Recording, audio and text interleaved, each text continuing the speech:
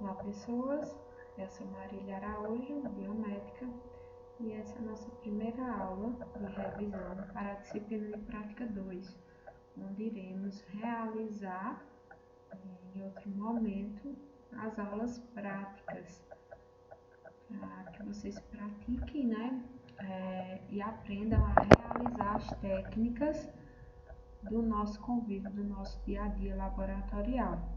Então, iremos fazer nesse primeiro momento um breve resumo sobre toda a teoria, sobre as particularidades de cada área das análises clínicas, começando hoje com a uranálise.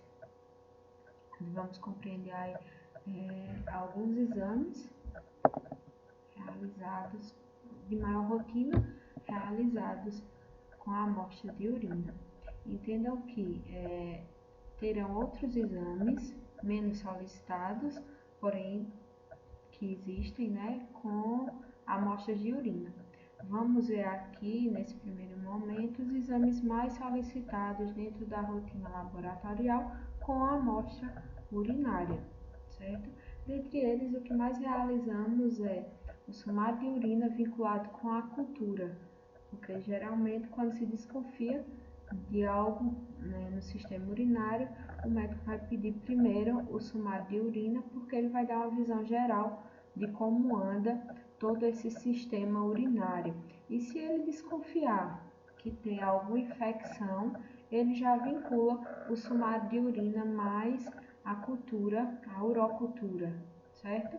Existem também aí outros exames, como urina de 24 horas, proteinúria, tem muitos outros exames que existem na rotina. O próprio beta-HCG é um exame que a gente faz dentro da uranálise, usando a amostra de urina. Inclui também, que não é a amostra de urina, porém está dentro do setor, os espermogramas, porque essa área da uranálise trabalha também com urina, fluidos, amostras de fluidos. Então, o espermograma se enquadra aí também nesse setor. Então, revisando o sistema urinário, como a gente já sabe, é um sistema excretor.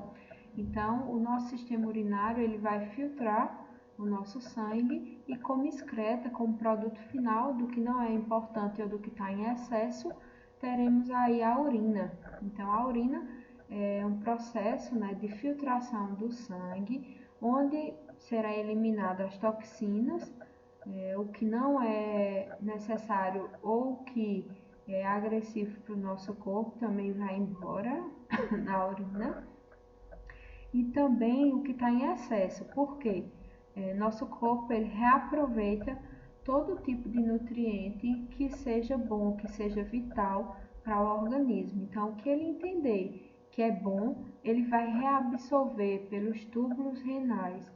Então, ele reabsorve o que é bom e o que não é bom, ele vai excretar. Ou, às vezes, o que está em excesso, porque mesmo compostos que são bons, que são importantes, ele pode estar numa alta quantidade. Então, o corpo reabsorve a quantidade necessária e excreta o restante. Então, podemos dizer que o sistema urinário é um sistema excretor que trabalha através da filtração para produzir a urina, a qual elimina toxinas, compostos formados por decomposição de proteínas, lipídios e carboidratos vindos aí da alimentação e retira, como eu falei, o importante e elimina o que não é importante. Então, se pensarmos, se a urina é um filtrado do sangue, basicamente boa parte dos compostos químicos que eu encontro no sangue, eu posso encontrar também na urina, como excreta ou se tiver em excesso. Um exemplo disso é a glicose. Eu posso ter glicose na urina quando ela está em excesso nesse sangue. Então, eu posso ter aí glicosúria, uma quantidade grande de glicose na urina. Assim como também outros compostos a gente pode encontrar no sangue e na urina. O clérice de creatinina, por exemplo, a gente vai dosar a creatinina tanto no sangue como na urina. Então, ele aparece aí na urina como produto de excreta porque está em alta quantidade. Perdão. Então, relembrando aí a anatomia do sistema urinário, temos os rins como unidade funcional, né, o néfron, temos o glomérulo, que funciona como filtro, os túbulos, que fazem aí a reabsorção e a secreção, temos os ureteres, que fazem o transporte dessa urina, a bexiga, que é um reservatório de armazenamento, e a uretra, que vai fazer a eliminação dessa urina para o meio externo.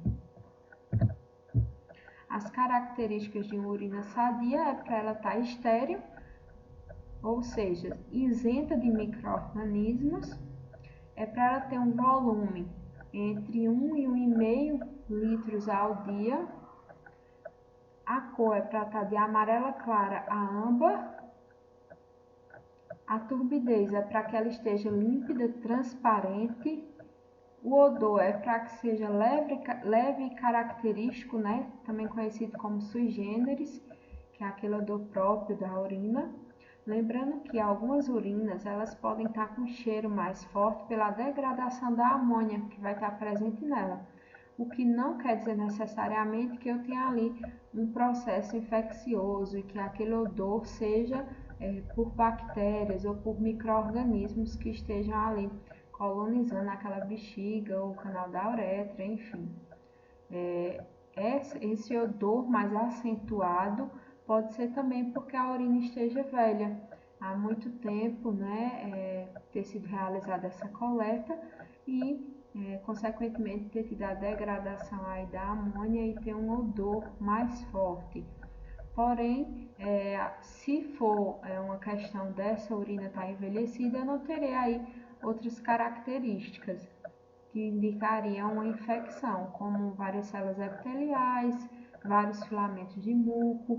Presença de bactérias em urina velha pode existir, certo? Mas aí também teríamos que analisar a refrigeração, que é um dos processos de conservação dessa urina que nós mais utilizamos. Por quê? A refrigeração elimina aí boa parte de interferentes que eu posso ter com produtos químicos que eu coloco nessa urina para conservar. Então, eu teria interferências por conta dos conservantes. E na refrigeração não, né? Eu tenho isso bem reduzido, eu consigo manter aí essa urina mais fiel ao que veio do paciente. Porém, o ideal é que essa análise seja realizada o quanto antes, o mais rápido possível, principalmente em questões aí de urocultura, né? Ou de desconfiança aí de alguma patologia, enfim, até um sumário de urina. Todo tipo de amostra a gente deve analisar de imediato, caso não seja possível manter refrigerada. Então, esse odor é aquele odor leve, característico de urina, e o pH deve estar entre 4,6 e 6. Lembrando também que alterações aí no pH podem indicar ou não uma patologia, pode indicar um processo infeccioso ou pode indicar a presença de cristais vindo da alimentação, né, alterações aí de pH que não sejam patológicas. Dentre os exames laboratoriais que mais realizamos na nossa rotina, temos aí o sumário de urina como campeão, também conhecido como EAS, elementos anormais e sedimentoscopia. Temos a cultura microbiológica, também conhecida como urocultura. Temos o antibiograma, né, vinculado com a urocultura.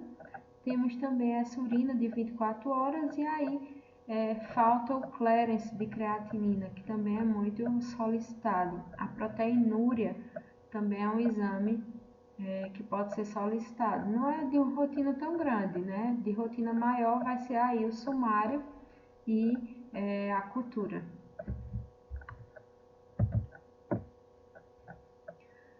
Dentre esses exames, vamos começar aí com o sumário, que é uma análise composta de uma etapa quantitativa e uma etapa qualitativa, onde a gente vai ter também a avaliação dos componentes dessa urina, a quantificação de alguns elementos que possam ter nessa urina e a sedimentoscopia para a gente analisar algumas questões. Temos aí também um exame composto por três etapas, digamos assim. E essas etapas aí só é possível que ela seja realizada com excelência se o meu pré-analítico for realizado com excelência. Então, o pré-analítico é o quê? Você orientar esse paciente dos cuidados que ele deve ter na hora de coletar essa urina, para que não tenha aí contaminação de áreas externas, né? A urina, principalmente das mulheres, é muito próximo do sistema reprodutor e é muito próximo também do ânus. Então, a gente tem que orientar esse paciente a fazer essa coleta de forma correta para que eu não tenha contaminantes nessa urina que possam indicar alguma patologia sem ser, né, um falso positivo para algum elemento encontrado. E para os homens também devemos fazer as indicações necessárias para que não estejam aí contaminantes, visto que eles têm o mesmo canal reprodutivo, né, para ejacular, para eliminar substâncias, e é o mesmo canal onde a urina vai passar. Então, requer também aí um cuidado. Requer também um cuidado para a gente orientar esse paciente, para a gente perguntar a ele quando ele chega com a urina no laboratório, se ele está fazendo uso de medicação, se o paciente é hipertenso, se é diabético, que medicação toma, certo? Se ele tomou até vitamina C, pode dar uma interferência aí no exame de urina. Então, a gente pergunta também, o senhor ou a senhora faz uso de vitaminas? Tudo isso a gente tem que perguntar e que orientar esse paciente. Tem alguns exames que precisam, né, de uma orientação maior, como a urina de 24 horas, enfim. As culturas, né, precisam aí que seja feita todo o asseio, que tudo isso seja muito bem coletado. No caso de bebês, temos aí a coleta feita em crianças com aquele saquinho coletor infantil, que também requer um cuidado a mais da mãe, porque vai ser feito na fralda, né? A gente não pode fazer coleta de urina em fralda, porque aquela fraldinha ela tem um gel e vai dar interferência nesse exame. Então, a gente coloca o saquinho coletor, né? Que ele tem um adesivo, vai aderir na região íntima da criança, e ali dentro, no saquinho, a mãe vai pegar aquela urina e transferir para o potinho com todo cuidado. Todo o cuidado de limpeza. E esse saquinho deve ser avaliado a cada meia hora para justamente eliminar interferências. Então, a mãe coloca o saquinho e a cada meia hora, no máximo, ela abre essa fraldinha e vê se houve ou não amostra satisfatória. E temos também aí outro tipo de coleta, que é a punção. Alguns pacientes devem ser feita a coleta através de punção direto na bexiga. Pode ser também realizada dessa forma. Existe também aí a coleta através de sonda. Pacientes que estão fazendo uso de sonda, essa coleta deve ser feita na mangueira da sonda e não na bolsa coletora, porque naquela bolsa coletora eu tenho ali urina velha. Então, o ideal é que seja feita na mangueirinha ali da sonda. A gente pinça ou a gente dobra a mangueirinha em uma certa quantidade ali, um pouco próxima à bexiga, e a gente vai esperar essa mangueirinha encher. Quando ela encher, a gente faz a coleta através de agulha e seringa, né, limpando a mangueirinha com álcool, coloca a agulha da seringa, aspira para a seringa, né, esse volume aí de 10 ml, 10, 20, enfim, eu creio que o ideal aí seja a coleta entre 10 e 15, dependendo do paciente você vai conseguir. Então a gente pega essa urina, aspira, coloca dentro do potinho coletor, depois limpa onde ocorreu o furozinho, passa um esparadrapo, porque a gente tem que lembrar que se entrar micro-organismo ali vai direto para o sistema urinário desse paciente. Então o ideal é que a gente feche, mesmo que não esteja urina pingando, que a gente feche, né, esse orifício, porque a gente tem que lembrar que por mais micro que ele seja, os micro-organismos também são. Então ali eles podem penetrar e migrar direto para o sistema urinário desse paciente. Então muito cuidado na hora de fazer esse tipo de coleta. Voltando aqui, o sumário ele compreende três análises, né? O exame físico dessa urina, onde a gente vai avaliar olho nu, que eu enxergo sobre aquela urina. Aí a gente tem a cor dessa urina, que cor ela se apresenta, dependendo da cor, pode ou não indicar alguma patologia. Nunca vai ser uma característica apenas que vai indicar patologia ou que vai indicar algo de errado nessa urina. Temos que avaliar em um conjunto. Então avaliamos como um todo para que a gente tenha essa análise final. Lembramos também que devemos lembrar que a dieta, né, a alimentação ou alguns medicamentos podem aí interferir na cor dessa urina. Então é importante analisar bem e não ser precipitado na cor dessa urina. Odor, né, ver se tem um odor fétido, que geralmente vai indicar aí uma infecção, ou ver se tem um odor característico, por mais que esteja forte, né? Pode ser apenas aí um odor de amônia. E ver a turbidez. O ideal seria colocar contra a luz e ver no potinho transparente, né? Os potinhos que são leitosos, brancos, não tem como a gente avaliar isso, só na hora da análise mesmo. Mas aí os que não são a gente já pode, os que são transparentes a gente já pode aí analisar e indicar a cor dessa urina, já colocar na ficha do paciente essas características ou eliminar de imediato para o laboratório, né, da recepção para o laboratório, para que seja anotada de imediato essas características. O próximo passo é a gente fazer o exame químico dessa urina. Então, a gente tem tiras reagentes, tem aparelhos que leem tiras, que é para a gente analisar através de reação de cor, né, intensidade de componentes dessa urina, vão reagir com aquelas almofadinhas que tem nas tiras reativas, e dependendo da intensidade, se for maior ou menor, essa cor vai ficar mais clara ou mais forte. E a gente vai comparar com o tubinho, né, que já vem com essas tiras, e a gente vai dar o resultado para cada análise, para cada componente que ali tem.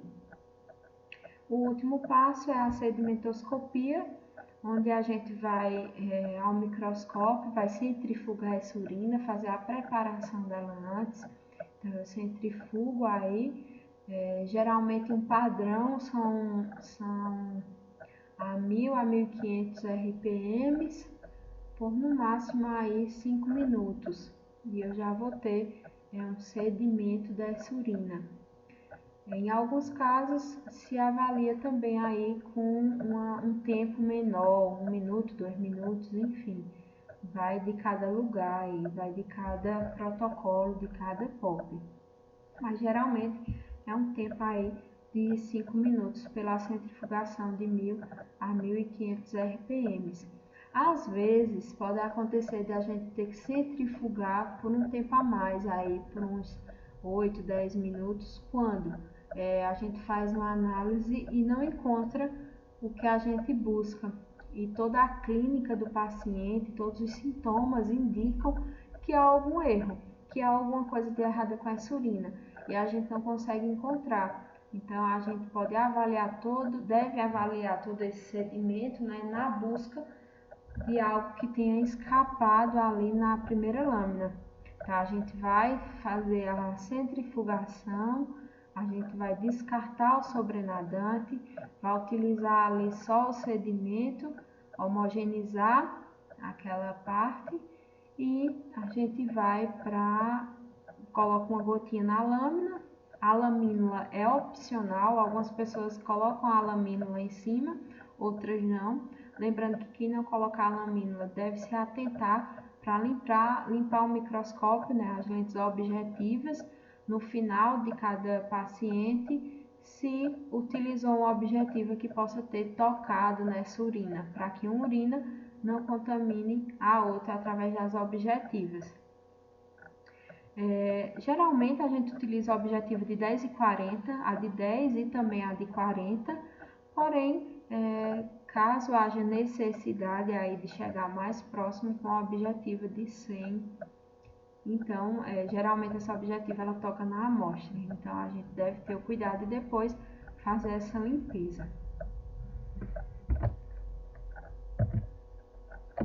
Eu tenho aqui algumas sugestões, né, algumas coisas que podem estar relacionadas à cor dessa urina. Uma urina muito transparente, como água, essa urina geralmente está aí com excesso, né? Esse paciente está com excesso de consumo de água e essa urina ficou muito diluída. Quando ela está amarela palha ou amarelo claro, é aquela cor normal, né, dessa urina. Amarelo transparente também é normal.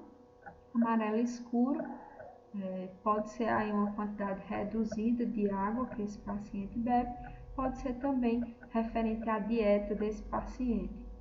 Âmbar ou mel pode estar ligado à desidratação ou também a alguma alimentação desse paciente que venha a alterar a cor dessa urina. Quando ela está laranja, né, ou mais concentrada, mais escura, pode ser pigmento, né, de algum medicamento, pode ser pigmento também da alimentação ou pode ser aí problemas ligados ao fígado e à vesícula. Quando eu tenho uma urina que espuma, né, ela é amarela e espuma, provavelmente aí eu tenho uma quantidade de proteínas que pode ser da dieta também ou não, deve ser investigado para descartar as possibilidades.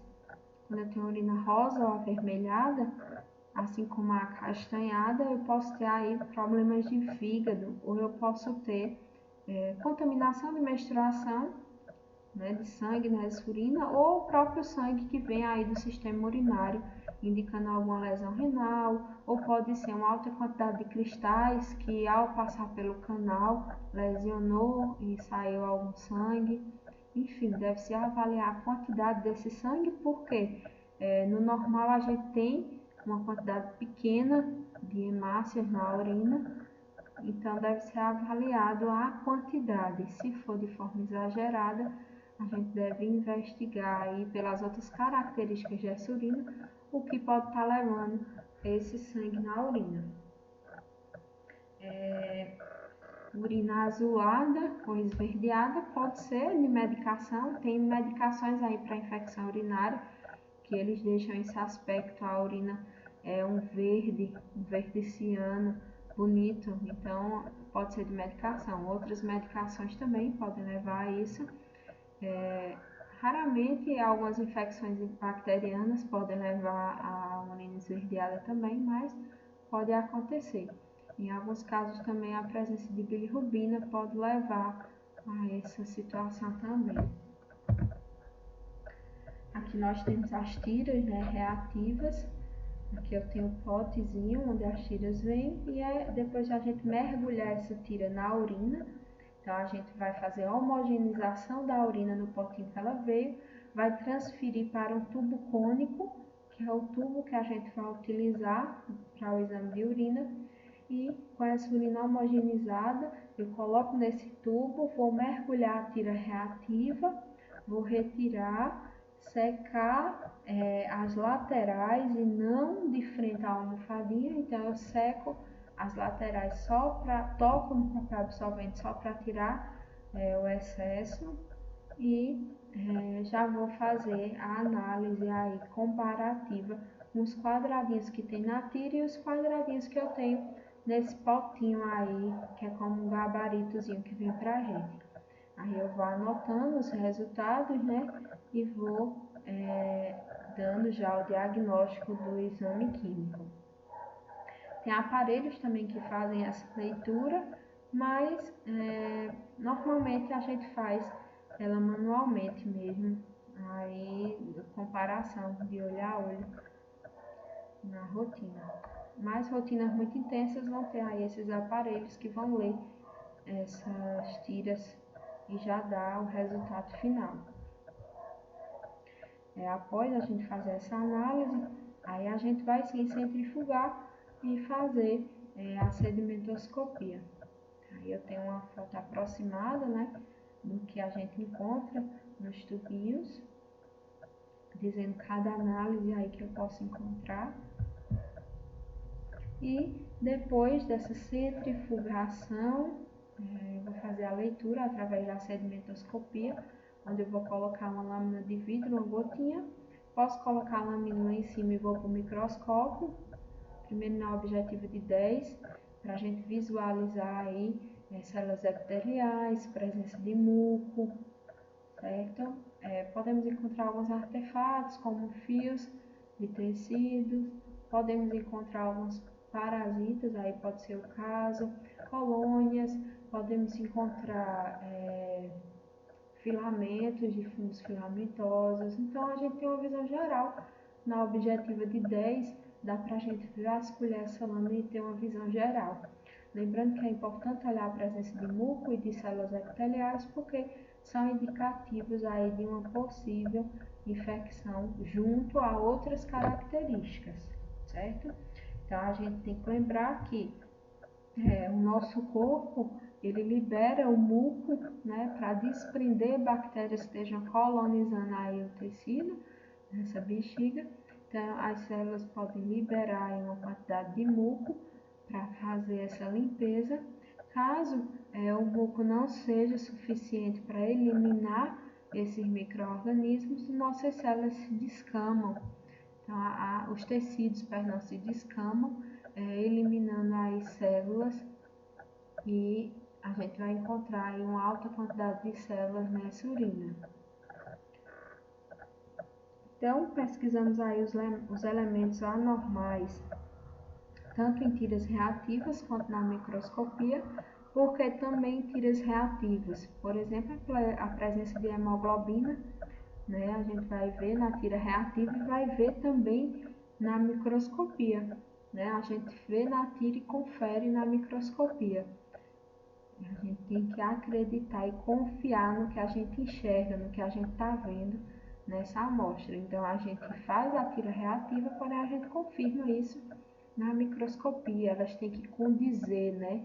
Elas não podem ter aí uma discrepância, ser diferentes. Elas têm que ir casando informações, né? Em todas as análises, porque a gente está lidando com a mesma urina.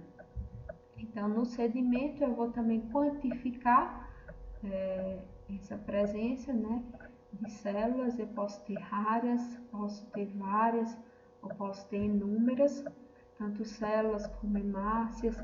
As hemácias a gente conta por campo. Cada vez que eu foco no microscópio uma área, eu chamo aquilo de campo. Então eu vou passeando pela lâmina, né, buscando informações, e cada área daquela que eu parar é um campo, onde eu vou analisar tudo que estiver ali, tudo que eu estiver enxergando, eu estou analisando, certo? A presença de muco também eu esqueci de relatar a vocês, que a gente já, muitas amostras aí que tem uma alta quantidade de muco, a gente já vai ver no exame físico, que essa urina está turva. Uma urina turva pode indicar ali presença de bactérias, pode indicar várias células epiteliais, pode indicar ali presença de muco. Então tudo isso a gente já consegue ter uma noção também no exame físico. Então na sedimentoscopia eu tenho um exame quantitativo, porque eu estou ali quantificando o que eu enxergo, e eu tenho em 10 campos o que eu encontro, e eu tenho essa análise microscópica, né, que vai me dizer realmente o que tem naquela urina. A sedimentoscopia compreende aí a análise de todo o sedimento urinário presente nessa amostra. Eu posso encontrar cilindros, eu posso encontrar cristais, eu posso encontrar a presença de fungos, presença de bactérias. Então, tudo isso através da sedimentoscopia. Então, a gente faz a centrifugação e depois a gente faz o exame direto, que é esse onde eu coloco na lâmina uma gotinha da amostra, boto na lâmina lá em cima e vou analisar. Na sedimentoscopia eu vou anotar aí a presença de hemácias, quantas hemácias eu encontrei por cada campo, quantos leucócitos e quantos piócitos. Os piócitos são leucócitos que estão na luta, né, que foram defender nosso corpo de alguma coisa e depois eles estão inativos. Então, quando tem presença de piócito, é porque esse leucócito estava aí defendendo nosso corpo de alguma maneira. Então, eu tenho os leucócitos e os piócitos, a gente vê eles um pouco esverdeados quando a gente mexe no micrômetro. Presença de cristais, de cilindros, presença de muco, células epiteliais, células tubulares. Isso aqui é de grande importância quando eu estou lidando com um paciente transplantado, porque a célula tubular renal ela é redondinha e ela é uma característica forte aí de rejeição de transplante.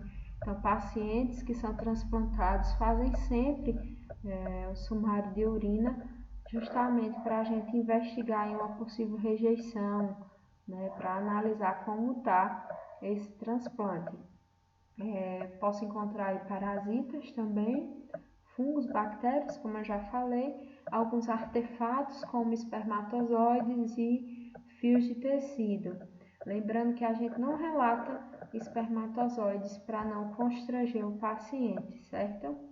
A menos que seja um homem e que eu encontre aí uma quantidade grande de espermatozoides nessa urina. Aí sim eu posso relatar. Se for mulher, a gente não relata.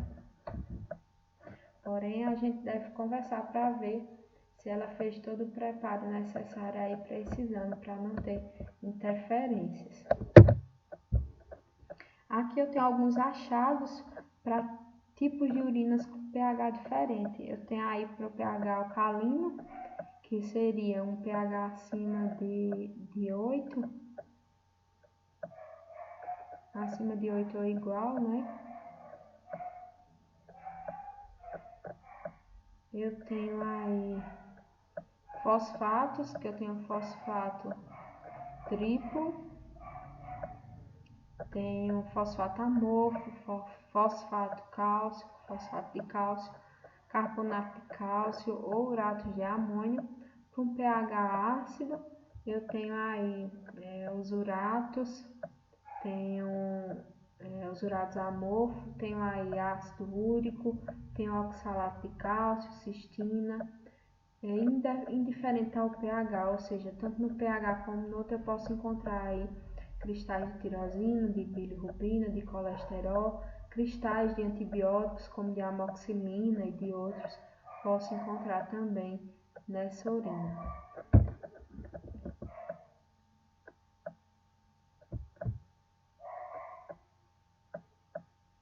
Tenho aí a urina de 24 horas, onde a gente vai avaliar aí os achados dessa urina em 24 horas. Lembrando que esse tipo de urina não serve para a gente fazer sumário e não serve para a gente fazer cultura, certo? Porque é uma urina que passou 24 horas, mesmo refrigerada, não é uma urina fidedigna, não é uma urina recente, né? Não é uma urina para a gente analisar nesses setores. Então, a urina de 24 horas, normalmente a gente vai analisar volume urinário, cristais, algum cálculo renal que o paciente tem expelido. Muitas vezes é entregue na suspeita de cálculo até uma peneirinha, para que seja colocado dentro da garrafinha, do botijãozinho onde vai ser armazenado, passar essa urina para uma peneirinha, né, para ver a presença de cálculo, se for o caso. Temos aí a urina 24 horas e temos o clearance de creatinina. que eu vou fazer uma pesquisa aí também em 24 horas. Eu vou analisar em uma urina de 24 horas o clearance, entendeu? Lembrando, não são o mesmo exame. A urina de 24 horas a gente vai fazer uma avaliação e o clearance de creatinina, o paciente vai me entregar aí uma urina que ele armazenou por 24 horas, porém eu vou dosar a creatinina no sangue do paciente e na urina. Então, quando ele for entregar essa amostra de urina, a gente vai coletar sangue, coletar soro aí dele, né? Amostra de soro, então sem sangue, sem anticoagulante, para a gente avaliar a creatinina desse paciente no sangue e na urina.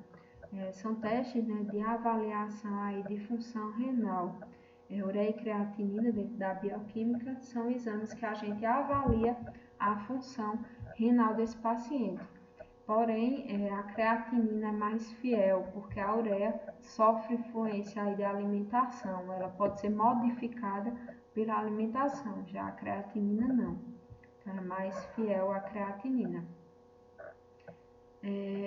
Quando se pesquisa também cálculos renais, como eu já falei, então despreza a primeira urina, faz a higienização, anota o horário que for feita a primeira coleta, colhe o sangue depois, né, que vai no laboratório entregar. Então o paciente começa a fazer a coleta de urina, vai anotar o primeiro momento, a primeira amostra que ele colocou ali no recipiente e vai repetir toda a urina que ele fizer durante o dia, ele vai colocar no mesmo recipiente até o outro dia, no mesmo horário da primeira coleta, dando um total de 24 horas. Depois, quando ele for levar, manter sempre refrigerada, né, na porta da geladeira, e quando ele for levar essa urina, aí sim ele vai fazer a coleta de sangue para a dosagem da creatinina no sangue. Isso no caso do clearance de creatinina. Quando é só a urina de 24 horas, ele faz dentro daquele potinho toda a urina em 24 horas e leva direto para o laboratório de imediato. Temos aí outro exame realizado com urina, que é o beta-HCG, onde a gente usa tirinhas reativas, né, de imunocromatografia dentro dessa urina para avaliar se eu tenho o hormônio beta-HCG nessa urina. Lembrando que eu só vou ter beta-HCG na urina de uma gestante depois de algum tempo onde ele já estiver em alta quantidade nessa corrente sanguínea.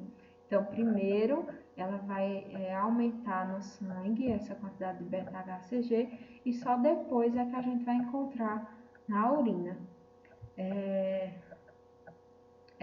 Esse beta-HCG, ele é eliminado, né, por células germinativas, ele é o hormônio da gravidez, porque no momento que há ali a fecundação, pouco tempo depois esse hormônio começa a ser produzido, porque ele protege o bebê e ele prepara, aquela região prepara a mãe para a chegada dessa criança, né, para manter essa criança. Então, com o decorrer do avanço dessa gravidez, eu terei aumento aí desse beta-HCG. E temos aí o espermograma, que é necessário, né, algum preparo. O espermograma basicamente é para a gente avaliar o sistema reprodutor desse homem em partes, né, para a gente avaliar aí como está todo esse sistema reprodutivo em relação a uma fecundação, vamos dizer assim, né? Eu estou avaliando essa questão aí da virilidade, se esse homem tem condições de engravidar uma parceira, enfim. Eu estou avaliando como está essa questão aí, essa parte do sistema reprodutor desse homem. O preparo, se ter abstinência, ou seja, ficar aí de 3 a 5 dias sem ter relações sexuais e sem masturbação também, porque isso vai diminuir a quantidade de esperma, né? Vai diminuir a quantidade de sêmen que esse paciente vai ejacular quando for fazer esse exame. Então, 3 a 5 dias de abstinência sexual e também de masturbação. Deve ser coletado no laboratório de imediato, porque a gente precisa analisar como está a vida desses espermatozoides, como eles estão, se eles estão animados, se eles estão aí com uma motilidade, uma mobilidade que seja ideal, né? Se eles estão rapidinhos, se eles estão preguiçosos, e isso a gente tem que avaliar de imediato. Deve ser em recipiente estéril, a região deve ser higienizada com água e sabão, para depois, através de masturbação ou para ejaculação ou de punção, ser feita essa coleta. Geralmente vai ser feita aí por ejaculação, quando o homem faz o processo de masturbação e, por fim, ele ejacula dentro do potinho. O volume ideal é que seja de 2 a 5 ml. A cor é que seja de branco acinzentado a levemente amarelado, ou seja, begezinho. A gente vai avaliar a morfologia, ou seja, a gente pode fazer até um GRAM para avaliar como está a forma desses espermatozoides. A gente vai fazer a contagem, né? Onde eu devo ter aí um total, faltou o tio, deve ter aí um total de mais de 15 milhões, né? Igual ou superior a 15 milhões por ml. A gente vai ver a motilidade, como é que eles estão, se eles estão andando de forma progressiva, se eles estão desorientados. Para tudo isso a gente tem um tipo de análise aí. A viabilidade desses espermatozoides, se tem espermatozoides vivos ou se a maioria está morta, porque muitas vezes o paciente tem a quantidade certa de espermatozoides, porém muitos estão mortos, inviáveis. Então a gente tem que avaliar isso também. O ideal é que esteja igual ou acima de 75% viáveis desses espermatozoides. A gente faz o exame físico, químico também, onde a gente vai analisar a viscosidade desse sêmen e a gente vai avaliar também a consistência. E através de tiras reativas, muito parecidas com as tiras de uro, a gente vai ver aí o pH desse sêmen. Muito obrigada a todos e nos vemos na próxima aula.